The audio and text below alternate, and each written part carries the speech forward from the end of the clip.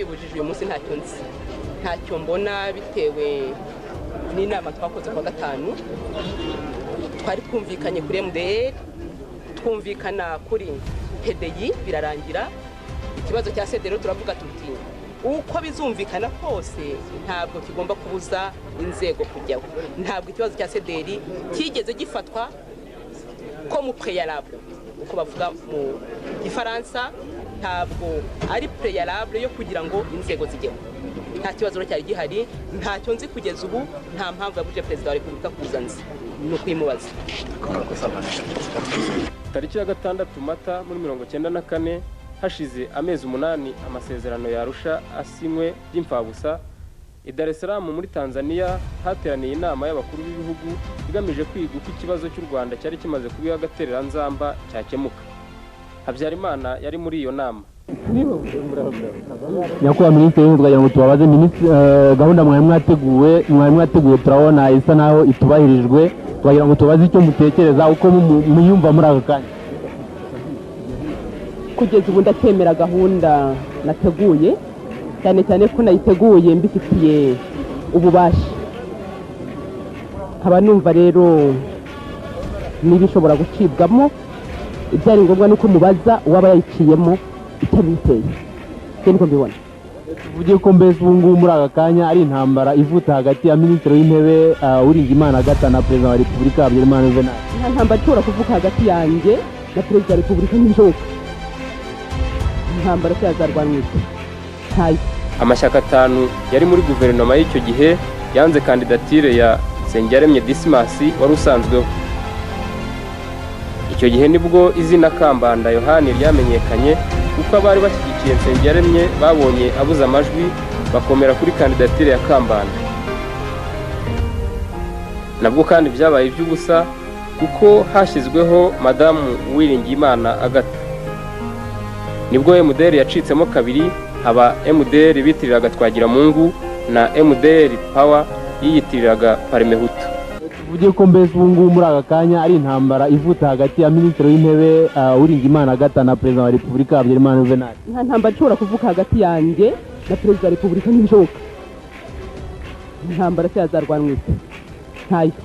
Ariko avuze ko mwari mwumvikanye muri audience yabahaye. Twumvikanye bivuga iki? Mumubaze communiqué conjoint twasinye ahwira.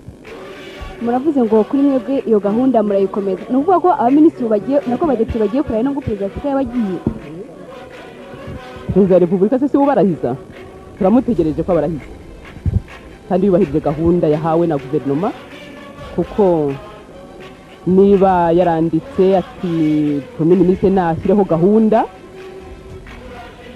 igashyirwaho nta mpamvu zumvikana ukuntu yasubiye inyuma iyo gahunda akayihindura.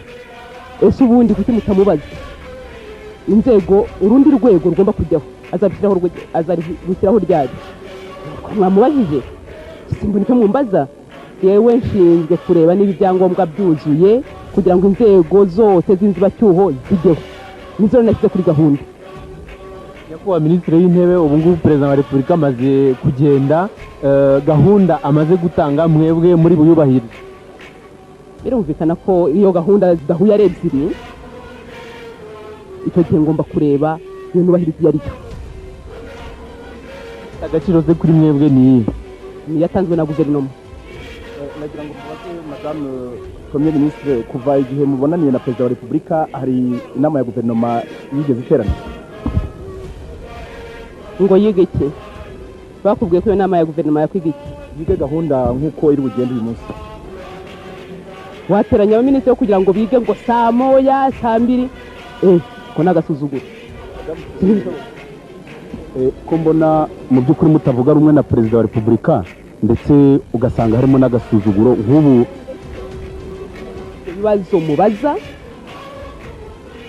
mwagombye kumubaza ari hano akababwira ibya gahunda ye je nababwiye ibyanjye.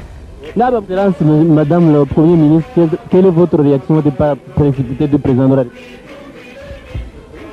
Mubaze abanyarwanda bose bari hano uko byagenze. Réaction particulière du Premier ministre. Ite murambona muranduzi arizo byikoroki murebe cyo bivuga abanyarwanda bari bawukereye biteguye ishyirwaho ry'izo nzego. siko byagenze rero. Icyo gihe harahiye perezida gusa.